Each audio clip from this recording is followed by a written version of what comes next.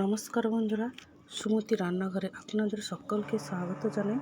তো প্রতিদিনের মতো আজও আমি একটা নতুন রেসিপি বানিয়ে দেখাবো। এই রেসিপিটা দেখতে যেমন সুন্দর, গরম ভাতে খেতেও তেমন সুন্দর লাগবে। তো এখানে নিয়েছি আমি সজনে ফুল। এই ফুলগুলোকে আমি একটা একটা করে তুলে নিয়েছি। তো এবার এই শাকগুলোকে আমি ভালোভাবে বেছে নিব। তো দেখতেই পাচ্ছ এই ফুলগুলোকে আমি বেছে নিয়েছি। আর এখানে একটা থালায় ছুরি বসিয়ে দিয়ে তার মধ্যে আমি ফুলগুলো দিয়ে ভালোভাবে এটাকে ধুয়ে নিব।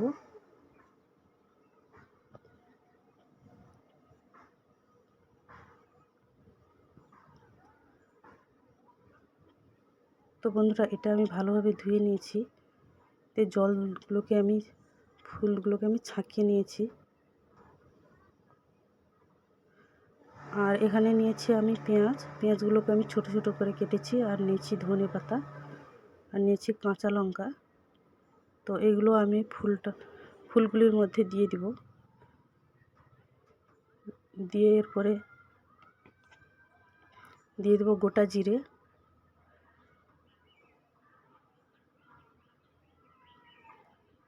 তো এরপর দিয়ে দেবো 1 চামচ লঙ্কা। তো লঙ্কাটা তোমাদের যার যেরকম পছন্দ সেরকমভাবেই দেবে। তারপর দিয়ে দেবো হলুদ। এরপর দিয়ে দেবো নুন।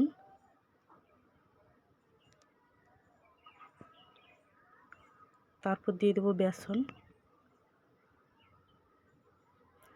আবারও আমি কিছু বেসন দিয়ে দিব। তো এরপর এটাকে আমি ভালোভাবে মাখিয়ে নেব। তো প্রথমেই এটাকে আমি শুকনো করেই মাখাবো। দেখতেই পাচ্ছ এটা এইভাবে আমি মাখিয়েছি। তো এখানে আমি কিছু জল দিব। তো জলটা দিয়ে ভালোভাবে মাখিয়ে নেব।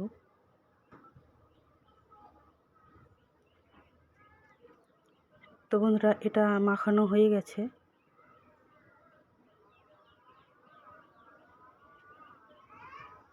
তো এটা খুব বেশি পাতলাও হবে না, এরকম টাইপের হবে। তো এরপর একটা কড়াই বসিয়ে দিয়েছি। কড়াইটা গরম হয়ে গেছে। এর মধ্যে দিয়ে দেবো আমি তেল। তেলটা ভালোভাবে গরম হয়ে গেলে এর মধ্যে আমি বড়াগুলো ছেড়ে দেব। তো আমি এখানে গোল গোল করে শেপ দিয়েছি। তো আপনারা যার যেরকম পছন্দ সেভাবেই দেবে। তো আমি এভাবে অল্প অল্প করে 6টা বড়া বসিয়েছি। তো এবার উল্টে পাল্টে নেব ভালো করে।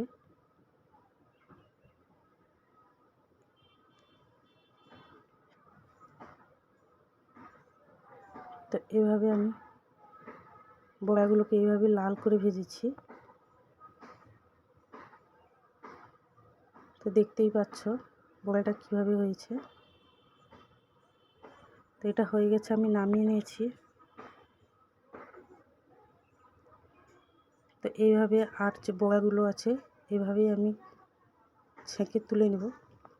তো এখানে আমি পুরোটাই ছেঁকে তুলে নিয়েছি। তো দেখতেই পাচ্ছ ভিতর থেকে খুবই সুন্দর হয়েছে। আর এই সজনে ফুলের বড়াটা কেমন হয়েছে বলবে।